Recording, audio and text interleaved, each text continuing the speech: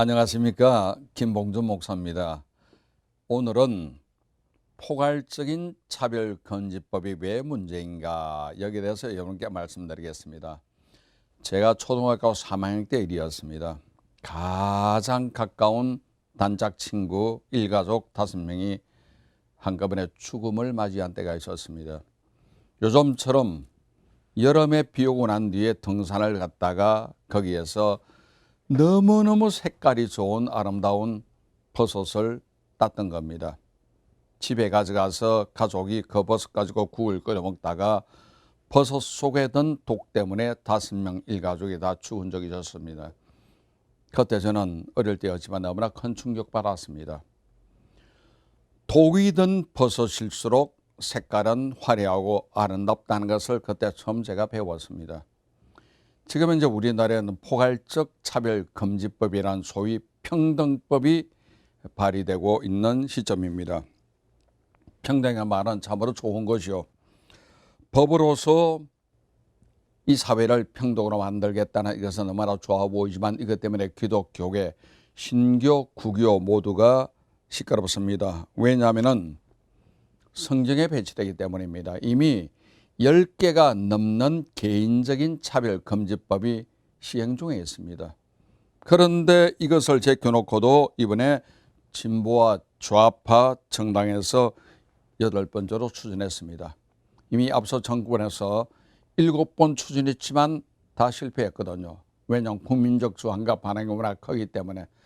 이번에 8번째 또 올린 것은 오기도 아니고 고집도 아니고 왜 이런 일을 하는지 이해가 안 됩니다.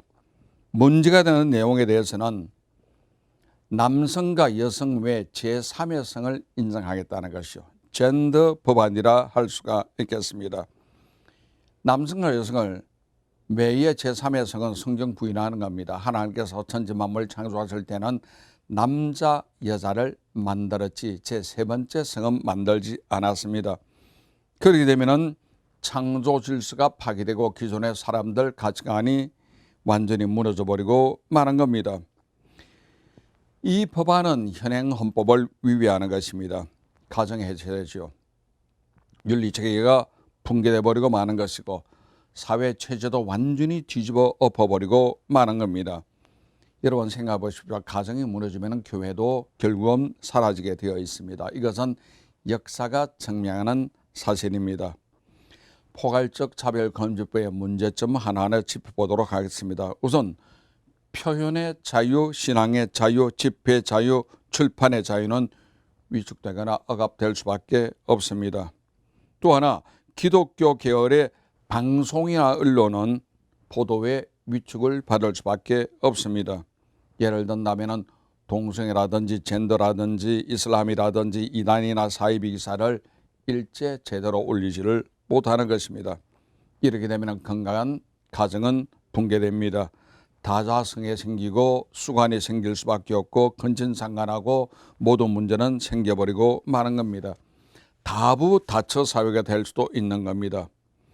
이렇게 되면 사회는 대혼란 일어나죠. 남녀 화장실을 같이 쓸 수도 있는 것이고 탈의실이나 운동 경기를 남성 여성 가리지 않고 같이 할 수가 있는 것입니다. 이것을 다루는 국가인권위원회는 무소불위의 권력을 가질 수밖에 없는 겁니다. 모든 법적 기준이 변질된다는 소리죠. 종교적인 반대는 결국 징벌 처벌 대상이 될 수밖에 없습니다. 이것 때문에 우리는 기도해 주시고 믿음으로 성경적 가치관을 지켜나가는 저와 여러분 되시기를 주님의 이름으로 부탁드립니다. 이상 CTS 칼럼을 마치겠습니다.